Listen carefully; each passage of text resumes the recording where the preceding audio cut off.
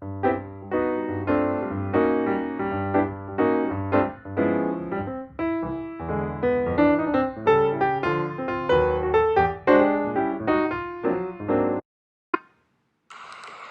Professor. Hope you are staying indoors and safe. So, the role of the manager that has been chosen is something every manager aspires to be. So, yeah, a charismatic leader it is. I have listed down some of the premier qualities of a leader with some pictures that are correlated. So, here we go. Here is a picture of a wall that's just done painting. Let's assume that the wall had a scribble before it was painted. But can we recognize it now? No. The paint and the brush solved the problem and also hid it and made sure it looked normal. So that's how a confidant should be, a go to person and a secret keeper, a problem solver, all in one. Just like the paint on this wall, a confidant in a leader helps in building trust and retention of royal subordinates. You are now looking at the different pictures of burgers. Needless to say, we are being deceived by the food companies from the advertisements on burgers that look like the ones on the top. But in reality, what we get is the ones below. Just like that, deceiving people just by words and not living up to it is very toxic. Especially when it comes to leadership, the leader is expected to be plain spoken and transparent by his subordinates in order to trust them with the major attributes of the organization. We have all grown up listening to elders that say, be in someone else's shoes before you judge them. It has been true the whole time. This picture shows what it would feel like to stand on someone else's Louboutins, given the fact that the person is hurting. Unless or otherwise we stand on them, we wouldn't know how it feels like. So a leader should be empathetic and compassionate towards his followers to understand them emotionally and be a helping hand for them without being judgmental. How lovely is the glass of champagne in the picture? It looks so lively that the picture was captured in the right moment amidst the pouring. Just like how lively and engaging the picture is, a charismatic leader is expected to be. The leader should be able to engage you and lure you in ways that you just forget about everything and start listening to the vivacious speech. This trait of being vivacious is something every leader aspires to master. We all enjoy the music from the piano and get lost in it sometimes, if it is mesmerizing enough, don't we?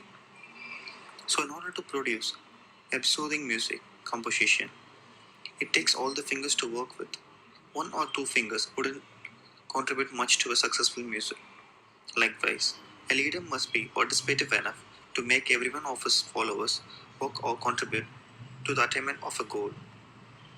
Because, just like the piano and music, one or two people will not be able to achieve. Being participative is a very crucial trait that brings out a leader's selflessness.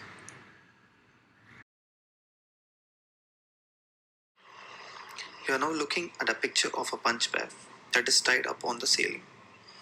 The whole purpose of this bag is for the boxers to practice kicking. If they had to practice on a person, there are many chances she might get injured. So a boxer needs something more resilient, which gets back to how it was after several punches to practice kicking with. So my correlation to this quality is that a manager is able to bounce back to how strong he was in no matter of time when his team gets hit with a failure, which is being resilient. So there is a story behind this picture. For instance, let's say the person on the deathbed got severe brain injury and is suffering from enormous and unbearable pain. But they were informed he wouldn't make it anyway, and the friends and the family decided to honor kill him and donate his organs to the needy. These type of decisions are very hard to make, and it takes a lot of courage and thinking to finally come up with them. Just like them, a leader must be decisive during difficult times and should be able to design irrespective of how hard it may seem for the betterment of the organization. A bride gets all too excited about the wedding and starts preparing herself for it in all aspects required for a beautiful wedding. In this picture, there is a face mask that's considered to be a glow getter. Let's assume the bride uses it for the glow to look beautiful in her wedding. Getting married is a vision and bride is a visionary. So a leader is obligated in all the ways possible to be a visionary that works for the attainment of goals and objectives. In India, there is a myth that says dropping money or things in a box in front of the god statue would convince him into making your bones come true. So, we have been practicing this ritual since ages. I have been told that this works wonders as well.